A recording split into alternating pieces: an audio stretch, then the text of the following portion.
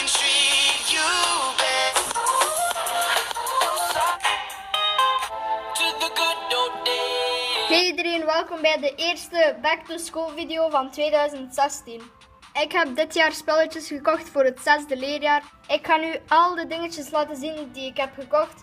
En ik ga de prijzen ook in de beschrijving zetten en ik zal ze ook zeggen. Dus ja, blijf zeker kijken en laten we maar snel beginnen. Als eerste ben ik bij het kruidvat geweest en het eerste wat ik daar heb gekocht is deze passer. Het is gewoon een zwarte en ja, het leek me wel fijn om deze te hebben. En ja, er zitten ook gewoon potloden bij en hij was 69 cent. Het tweede is een geodriehoek en deze was 29 cent. En ja, het is niet buigbaar, dus dat is wel fijn. Dan gaan we over naar de HEMA en het eerste daarvan is deze Elastomap. En ja, hij komt dus van de HEMA en er staan dus van die flesjes op. En ik vind het printje echt super leuk. En hij was 1,10 euro en deze gebruik ik echt elk jaar. Het volgende zijn deze boekjes voor 1 euro. Ze waren dus in de korting. En het zijn van die bruine boekjes die je heel leuk zelf kan oppimpen. En ja, hier ben ik super blij mee. Het volgende wat ik heb gekocht is dit wiskundeschrift. En er staat 5 mm op. En ja, deze had ik vorig jaar gekocht, dus deze prijs weet ik er niet meer van. Deze 3 dingen, hier weet ik ook de prijs niet van, want ik heb ze gekregen.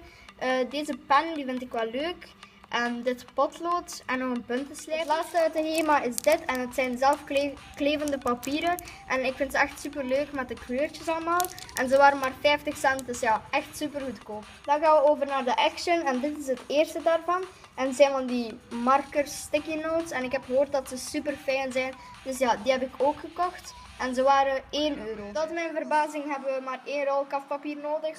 En deze was 57 cent. En ik vond hem wel leuk, want het is wel een beetje mijn kleurtje. Zo'n soort blauw. Dan heb ik deze etiketten. En deze waren 22 cent. En ja, ik vond ze niet al te druk. Dus ja. Deze heb ik nog natuurlijk mijn favoriete pennen gekocht. Vorig jaar testte ik deze uit en ja, ze schrijven super lekker en zo. Dus ja, deze waren 79 cent. Deze hobby plakstift en deze was 85 cent en de mijne was op. Dus ja, ik heb maar een nieuwe gekocht. Dan heb ik nog 5 mappen. Ja, we hebben ze echt allemaal nodig voor school. Als eerste zo'n dikke en ja, hij was 1,50 euro. En dan nog 4 van de vorige jaren. Deze, die heb je wel gezien in mijn vorige Back to School shoplag.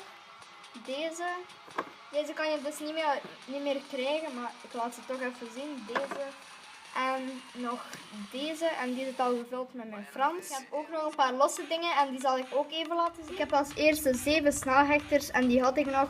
Dus ik weet niet van waar die komen. Memo-blaadjes en deze heb ik vorig jaar voor 50 cent gekocht bij de Lidl. Een 30 centimeter meetlat. En nog paperclips. En van al deze dingen weet ik de prijs dus niet meer. Ik ga ook nog de dingen uit mijn pennenzak laten zien. En deze komt nog van vorig jaar. En die was 1 euro uit de Action, dat weet ik. Als eerste zit daarin 4 markeerstiften. Dit zijn ze en ze komen uit de Colruyt, dat weet ik wel. En deze heb ik gekregen voor mijn verjaardag. Dan nog zo een zwarte fineliner.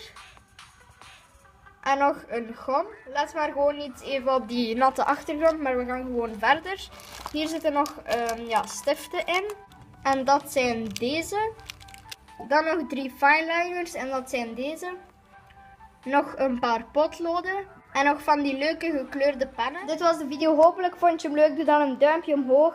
Er komt nog een video van hoe ik mijn schoolspullen ga oppimpen. Dus ja, abonneer, like en comment. Want ja, dat vind ik super leuk. Ja, tot in de volgende video. Dag!